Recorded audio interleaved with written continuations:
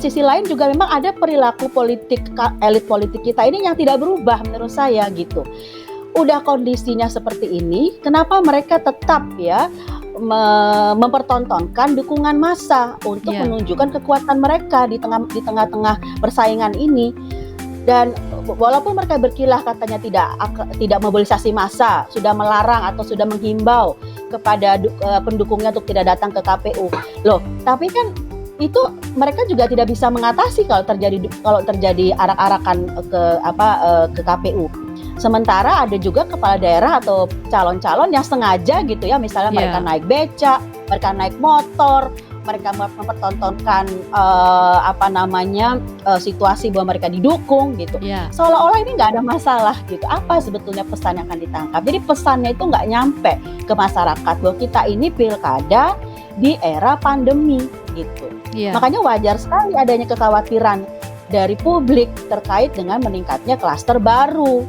Ya, sementara kalau kita berpikir lagi, memang di satu sisi pemerintah pusat dan pemerintah daerah itu ini pertaruhan. Kalau mereka gagal, ini kan susah juga ini.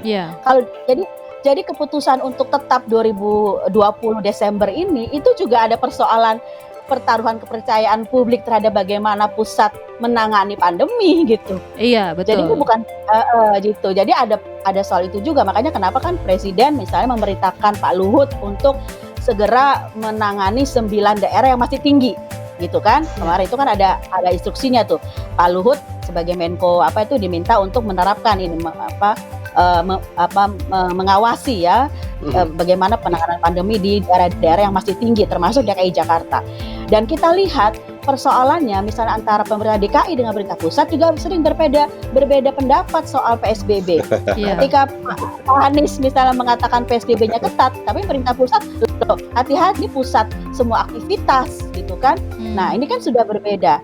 Nah, memang ini yang menguasai pemberitaan kita. Sementara sebetulnya makanya saya selalu katakan ada terbuka, data itu dibuka, terutama KPU menurut saya ini ranah mereka untuk segera melakukan konferensi pers, melakukan pernyataan publik, membuka peta 270 daerah sekarang ini dibuka petanya. Kerjasama dengan Satgas Covid. Di sini. Kalau mereka bilang tidak siap, bilang dari sekarang. Gitu loh. Jadi harus kan bolanya ada di mana? Memang DPR pemerintah bisa punya menentukan juga, tapi kan KPU penyelenggaranya. Kalau mereka bilang siap, kami tetap siap dengan begini, utarakan ke publik, bikin publik ini tenang gitu.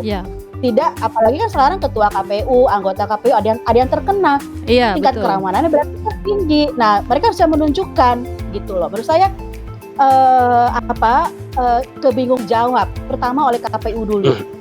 Sebagai penyelenggara utama, berikan kami keyakinan bahwa siap 2020. Kalau tidak siap, katakan tidak siap. Lalu kapan siapnya? Sehingga perdebatan di ranah DPR itu bisa dibuka. Kami bisa ikut terlibat juga di dalam melihat faktor-faktor apa yang menyebabkan ini terjadi. Jangan ada kepentingan di balik situasi ini. Apalagi sekarang semua calon sudah ada di depan mata. Bahkan mereka juga mungkin sudah yakin akan bisa menang. Kalau ditunda tahun depan, belum tentu situasinya sama. Kan ini persoalan persaingan politik. Itu Mbak Regina dari saya dulu. Ya, betul. Kita juga selaku masyarakat suka bingung. Kita dilarang kumpul-kumpul, tapi begitu ada perhelatan yang diselenggarakan oleh penyelenggara pemilu, malah kejadiannya seperti itu. Bahkan kepala-kepala daerah yang maju lagi sebagai petahana malah mempertontonkan hal-hal yang tidak sepatutnya. Saya ingin ke Pak Daniel.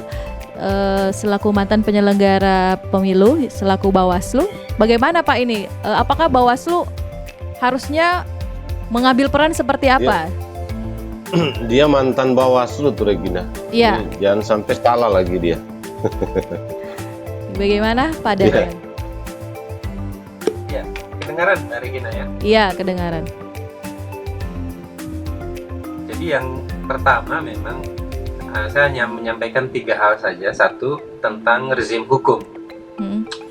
Jadi sebenarnya kalau di tingkat pemilu tidak ada yang bisa mengatasi persoalan regulasi kecuali adalah di tingkat penyelenggara itu sendiri.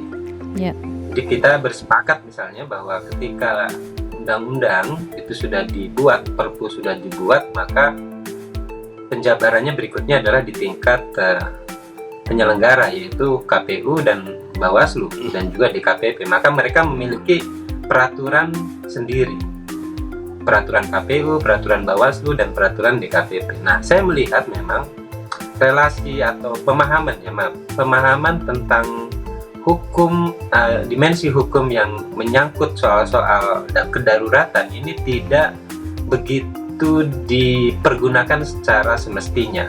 Kita tahu bahwa hari ini kan sedang darurat dalam konteks kesehatan. Karena itu maka hukum juga adaptif dan fleksibel menilai situasi eksternal hukum itu sendiri. Namun itu tidak direspon secara memadai dari penyelenggara. Misalnya kemarin saya mengikuti misalnya ada berita tentang konser diperbolehkan. Kemudian dari komisioner KPU mengatakan itu kita hanya mengikuti undang-undang. Undang-undangnya mengatakan diperbolehkan konser. Nah, nalar-nalar yang seperti ini masih dimiliki, padahal situasinya memang saat ini kita tidak normal. Nah, dengan demikian maka bagaimana memahami dimensi regulasi bagi penyelenggara itu betul-betul bisa akseleratif dengan situasi, dan nampaknya tidak ada perubahan. Padahal kita tahu misalnya konsultasi dalam konteks penyusunan peraturan itu sudah dibuat tidak mengikat. Dulu KPU melakukan judicial review terhadap peraturan undang yang tentang konsultatif, itu mengikat. Rapat konsultasi dengan DPR dan pemerintah itu mengikat, kemudian Mahkamah Konstitusi memutuskan itu tidak mengikat. Nah, itu tidak dipergunakan dengan baik gitu loh. Dan karena itu maka ini menjadi nggak karu-karuan kita. Maka RDP kemarin itu forum yang saya kira itu bukan forum yang dalam konteks dimensi hukum itu mengikat juga dalam konteks tertentu.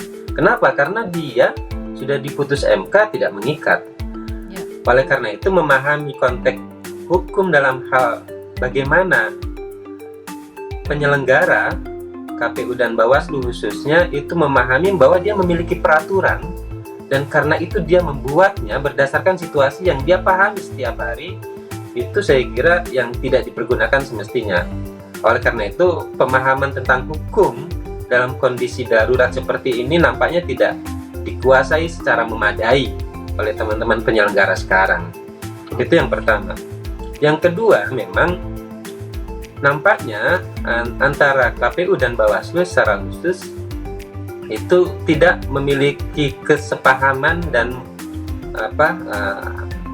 gagasan yang sefrekuensi tentang penyelenggaraan pilkada di masa pandemi ini. Dan ini kemudian menjadi poin yang saya kira memberikan tekanan kepada situasi.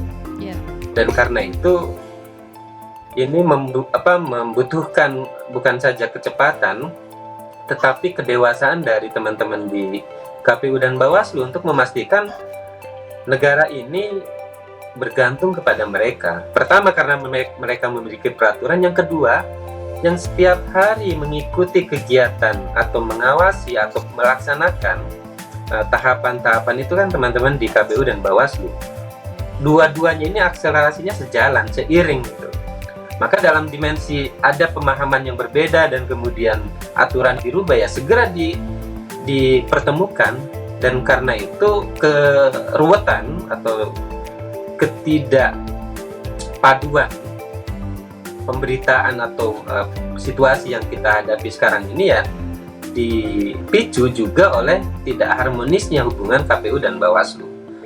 Nah, yang ketiga ini dimensi antara pemerintah pusat, penyelenggara pemilu, dan pemerintah daerah. Ini menambah rumit persoalan. Kenapa? Karena nampaknya setelah KPU dan Bawaslu tidak memiliki ritme yang sama tentang persoalan ini, pemerintah pusat melalui Kementerian Dalam Negeri juga menambah masalah terhadap relasi atau hubungan yang terjadi. Padahal jika pilkada itu hierarkis, Ya. karena KPU dan memiliki hierarki yang bersifat utuh dari pusat sampai di TPS. Sementara pemerintah pusat dalam konteks pilkada pada dasarnya dia adalah menjadi sistem pendukung, support system. Ya. Sehingga dengan pemerintah daerah juga tidak direct. Nah, ini juga tidak nampak kepaduan yang sama. Kita ingat misalnya ketika pandemi ini diumumkan secara nasional, itu pemerintah pusat membentuk kesatuan atau dulu gugus tugas, kemudian diselesaikan, diberikan menjadi satuan tugas Satgas.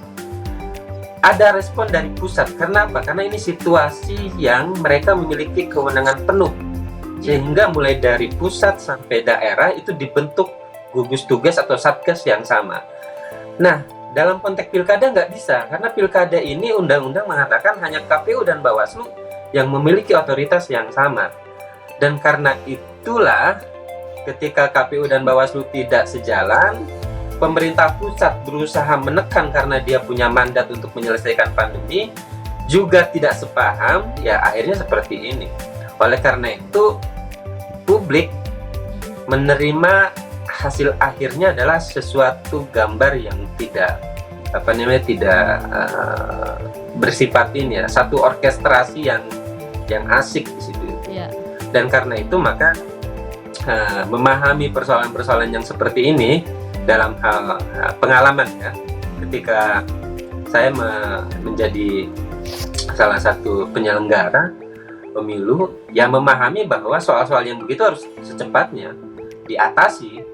Dan karena itu tadi Mbak Dani sudah menyampaikan bahwa jika satuan tugas atau dulu gugus tugas itu konferensi pers setiap hari, maka selayaknya hari ini teman-teman di penyelenggara itu juga memberikan tekanan yang sama, sehingga ada informasi yang kemudian perlu diantisipasi, segera dibuat regulasi atau diantisipasi dengan strategi yang lain, tetapi publik diberikan informasi yang terus-menerus. Kan hari ini kita tidak memiliki saluran itu, maka situasinya menjadi biasa-biasa saja. Dalam banyak hal, bias Jakarta melalui kekuatan media dan macam-macam memperumit juga. Kalau itu bersifat pemberitaan di Jakarta, seolah-olah nasional terdampak. Padahal hari ini kita tidak pernah tahu update dari sekitar ratusan pilkada yang ada di daerah, karena memang ini ini perlu ditata ulang lebih jauh. Nah, dalam hal tertentu saya mengalami bahwa akselerasi itu penting. Maka relasi antara memahami aturan, edaran itu kan bisa dibuat oleh KPU dan Bawaslu. Padahal dia hanya mengikat ke internal. Tetapi peraturan ini juga sebenarnya kalau dia tahu bisa dirubah, rubah saja, nggak ada masalah. Toh publik juga akan mengerti bahwa ini situasi yang darurat. Dan situasi itu nampaknya tidak terlihat. Mungkin karena soal ego sektor di tingkat masing-masing. Ini ya di persoalan, ya saya nggak tahu bagaimana situasinya yang sekarang. Begitu Mbak Regina. Jadi maksudnya ini tidak ada kesamaan frekuensi ya tadi yang dikatakan oleh Pak Daniel antara penyelenggara pemilu sendiri, KPU maupun Bawaslu, yang sebenarnya harus berperan untuk mempertegas regulasinya untuk situasi seperti ini. Sebenarnya siapa? KPU kah atau dari pemerintah pusat kah yang harus lebih tegas lagi? Bagaimana? Iya, di pemilu atau pilkada itu KPU dan Bawaslu yang hanya satu-satunya memiliki peraturan. Di luar itu tidak diikuti. Kenapa? Karena sistem penyelenggaraan pemilu kita sudah bersifat nasional, tetap dan mandiri. Maka dari pemerintah pusat dan pemerintah daerah, dia support system di situ. Hanya saja karena penyelenggara bukan otoritas yang menangani persoalan kesehatan atau pandemi, pemerintah pusat yang memiliki mandat untuk menyelesaikan itu. Nah, dua-duanya kan harus ketemu bareng. Saya mendengar hari ini katanya akan bentuk satgas bersama antara berbagai. Nah, itu kan karena respon yang saya katakan di awal, agar tidak pernah sejalan kira-kira gitu. Iya, Pak Jerry bagaimana tanggapannya, Pak? Iya, saya kira yang dikatakan Mas Daniel itu betul ya. Sejak awal itu memang persiapan pilkada di masa pandemi itu tidak berjalan. Jadi yang disiapkan kalau kita lihat oleh penyelenggara itu hanya APD aja. Seolah-olah pilkada di masa pandemi ya udah nambahin APD aja, alat pelindung diri ya. Ada hand sanitizer, ada masker diwajibkan kan gitu. Ya, ada tapi kumpul-kumpulnya itu susah dihindari kayaknya. Ya, sebetulnya kan yang menjadi masalah ini karena nggak ada persiapan tentang manajemen pilkada di masa pandemi. Saya kira itu yang nggak terjadi ya. Kan tadi Daniel bicara soal koordinasi di antara kelembagaan yang ada hubungannya dengan pilkada dan ada hubungannya dengan penanganan pandemi. Ini juga nggak terjadi kan. Baru heboh gitu ya, baru kemudian ribut dan rame itu setelah pencalonan kemarin yang memang membuat kita semua menjadi khawatir karena nggak bisa ada social distancing, nggak bisa ada nggak bisa ditertibkan perilaku elit kita yang memang gemarnya itu membangun citra politiknya itu lewat pengumpulan kan itu. Jadi saya kira ada sedikit keterlambatan ya, sehingga kemudian kita kecolongan di masa pendaftaran pasangan calon. Tetapi saya kira keputusan politik kemarin itu bisa menjadi jalan masuk ya untuk menata kembali manajemen pilkada kita ini dalam konteks pandemi, sehingga dia bisa lebih sesuai lah ya, dan tidak akan ada lagi problem-problem sebagaimana yang kemarin muncul ya di masa pendaftaran pasangan calon gitu. Saya kira memang ini penting. Meskipun begini sebetulnya, saya juga agak kaget dengan kesepakatan membuat satgas itu ya.